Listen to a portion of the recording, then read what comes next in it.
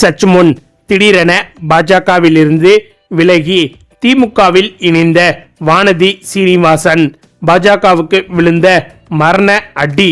மோடி கடும் அதிர்ச்சி.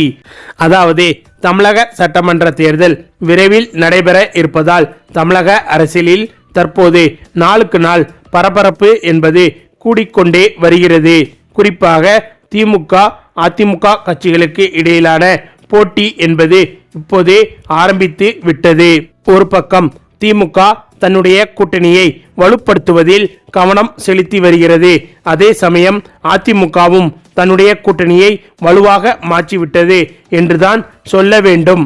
அதற்கு காரணம் தமிழகத்தில் என்டிஏ கூட்டணியில் டிடிவி தினகரன், அன்புமணி ராமதாஸ் போன்ற கட்சிகள் அதிமுகவுடன் பாஜக உதவியோடு இணைந்திருக்கிறது. எனவே இந்த என்டிஏ கூட்டணி என்பது அதிமுகவுக்கு மிகப்பெரிய பலமாக மாறியிருக்கிறது. அதே சமயம் திமுகவை எடுத்துக்கொண்டால் திமுகவுக்கு கூடுதலாக எந்த ஒரு கட்சியும் கூட்டணிக்குள் வரவேண்டிய அவசியமே கிடையாது. ஆனால் இருக்கக்கூடிய கட்சிகளை கூட்டணியை விட்டு வெளியில் விடாமல் பார்த்து கொண்டாலே திமுக கூட்டணி பலம் வாய்ந்த கூட்டணியாகவே நீடிக்கும். அந்த ஒரு காரணத்தால் திமுக தன்னுடைய கூட்டணியில் இருக்கும் சிறு சிறு கட்சிகளை கூட அரவணைத்து வருகிறது. அதிலும் குறிப்பாக விஜயின் தாவேகா என்ற கட்சி வந்த பிறகு திமுக கூட்டணியில் இருக்கும் கட்சிகள் அனைத்தும் விஜயை காட்டி காட்டி திமுகவை மிரட்டி வந்தது. இதற்கு முன்பு திமுக கூட்டணியில் இருந்து கொண்டு வாங்கிய தொகுதிகளை காட்டிலும் தற்போது நிறைய தொகுதிகளை திமுக கூட்டணியில் இருக்கும் கட்சிகள் திமுகவிடம் பேரம் பேசி வருகின்றன. அதற்கு மிக முக்கிய காரணம் விஜயின் கட்சிதான். விஜயின் கட்சி வந்ததற்கு பிறகு திமுக கூட்டணியில் இருக்கும் கட்சிகளுக்கு திமுகவை தவிர்த்து வேறொரு கட்சியுடன் இணைவதற்கு வாய்ப்பு என்பது உருவாகிவிட்டது.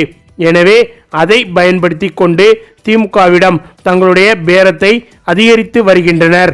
ஆனால் அரசியல் தொடங்கிய காலத்திலிருந்து திமுக என்பது அரசியல் சாணக்கியத்தனம் நிறைந்த கட்சியாகும். எனவே எப்போது எதை செய்ய வேண்டும், எதை விட்டு கொடுக்க வேண்டும், எங்கே தட்ட வேண்டும், எங்கே தூக்க வேண்டும் என்பது திமுகவுக்கு நன்றாகவே தெரியும். அந்த ஒரு காரணத்தால் திமுக தற்போது கூட்டணி கட்சிகளுக்கு கொஞ்சம் விட்டு கொடுத்துதான் போகிறது. அதாவது எந்த அளவுக்கு விட்டு கொடுத்திருக்கிறது என்றால், இந்த சட்டமன்ற தேர்தலில் திமுக 200 தொகுதிகளில் போட்டியிட வேண்டும் என்ற முடிவில்தான் இருந்தது. ஆனால் திமுக கூட்டணியில் இருக்கும் கட்சிகள் அதிகப்படியான தொகுதிகளை கேட்டு வந்ததால் தற்போது திமுக மட்டும் 159 தொகுதிகளில் மட்டும்தான் போட்டியிடப் போகிறது என்று தகவல் வெளிவந்துள்ளது. மீதம் இருக்கும் 75 தொகுதிகளை கூட்டணி கட்சிகளுக்கு திமுக ஒதுக்க இருக்கிறது. ஆனாலும் திமுகவுக்கு இது மிகப்பெரிய லாபம்தான். அந்த ஒரு காரணத்தால் தான் கூட்டணி கட்சிகளுக்கு இத்தனை தொகுதிகளை திமுக விட்டு கொடுத்திருக்கிறது. அதே சமயம் அதிமுக கூட்டணியை எடுத்துக்கொண்டால், என்னதான் அதிமுக கூட்டணி பலமாக இருந்தாலும் தற்போது ஒரு சில விஷயங்கள் அந்த கூட்டணிக்கு மிகப்பெரிய பின்னடைவாக உருவாகி இருக்கிறது.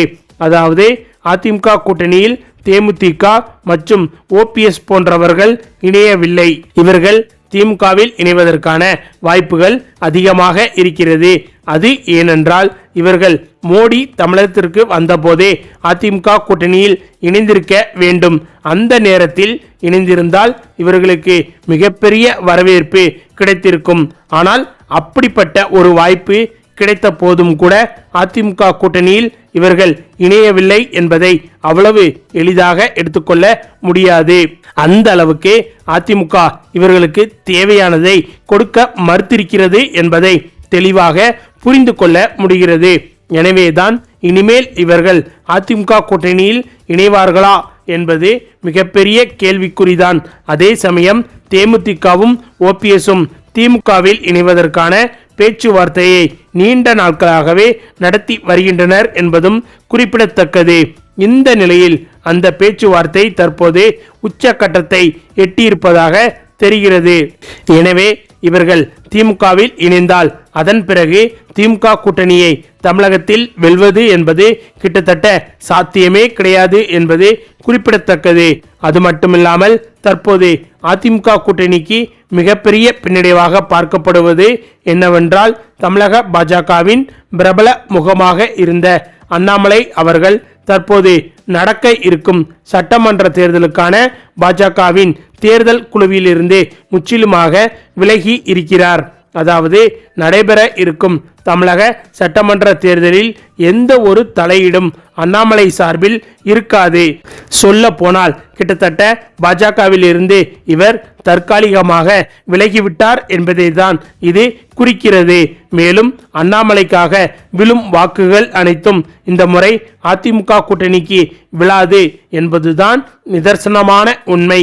அது மட்டுமில்லாமல் இதைவிட மிக மிக மிக பெரிய இன்னொரு விஷயம் என்னவென்றால், கோவை எம்எல்ஏவாக இருந்து வரும் வானதி சீனிவாசன் அவர்களும் தற்போது திமுகவில் இணைவதற்கான வாய்ப்புகள் என்பது பிரகாசமாக உருவாகிவிட்டது. அதற்கு காரணம், இந்த முறை கோவை தொகுதியில் வானதி சீனிவாசன் போட்டியிடக்கூடாது என்று பாஜக தரப்பு முடிவு செய்து அதை அதிகாரப்பூர்வமாக அறிவித்தும் விட்டது. அதாவது இந்த முறை கோவையில் வேறு ஒருவரை பாஜக தரப்பு நிற்க வைப்பதற்கு முடிவு செய்துள்ளது. இந்த முடிவு என்பது வானதி சீனிவாசனுக்கு மிகப்பெரிய அதிர்ச்சியை ஏற்படுத்தி இருக்கிறது. அது ஏனென்றால், இவர் கோவை எம்எல்ஏவாக ஆனதிலிருந்து தொடர்ச்சியாக நிறைய விஷயங்களை பொதுமக்களுக்காக செய்து வருகிறார். இந்த தொகுதியில் இவருக்கென்று ஒரு அடையாளம், அங்கீகாரம், மக்களிடையே மரியாதை இருக்கிறது. அப்படி இருக்கும்போது இந்த தொகுதியை இவருக்கு கொடுக்காமல் இந்த தொகுதியிலிருந்து இவரை வேறு ஒரு தொகுதிக்கு மாற்றுவது என்பது இவ்வளவு நாள் இவர் உழைத்த உழைப்புக்கு பலன் இல்லாமல் போய்விடும். உதாரணமாக, இவரை வேறு ஒரு தொகுதியில் நிற்க வைத்து அந்த தொகுதியில் இவர் தோற்றுவிட்டார் என்றால் இவருடைய கடந்த 5 வருட உழைப்பு என்பது வீணாகிவிடும். இதை நன்கு புரிந்து கொண்ட வானதி சீனிவாசன் பாஜக மீது அதிருப்தியில் இருப்பதாக மறைமுகமாக கூறிவிட்டார். அதே சமயம் இவர் திமுகவில் இணைவது குறித்து பேசி வருவதாகவும் கூறப்படுகிறது. இந்த நிலையில் இவர் மட்டும் திமுகவில் இணைந்து விட்டார் என்றால் கண்டிப்பாக கோவை தொகுதி இவருக்கு 100% கொடுக்கப்பட்டுவிடும். அப்படி கோவை தொகுதி இவருக்கு கிடைத்துவிட்டால் திமுக கூட்டணியில் இருந்தபடி இவர் கோவையில் எளிதாக வெற்றி பெற்று விடுவார். அந்த ஒரு காரணத்திற்காக இவர் திமுகவில் இணைவதற்கான வாய்ப்புகள் என்பது தற்போது அதிகமாக இருக்கிறது என்று அரசியல் விமர்சகர்கள் பலரும் கூறி வருகின்றனர் என்பது குறிப்பிடத்தக்கது.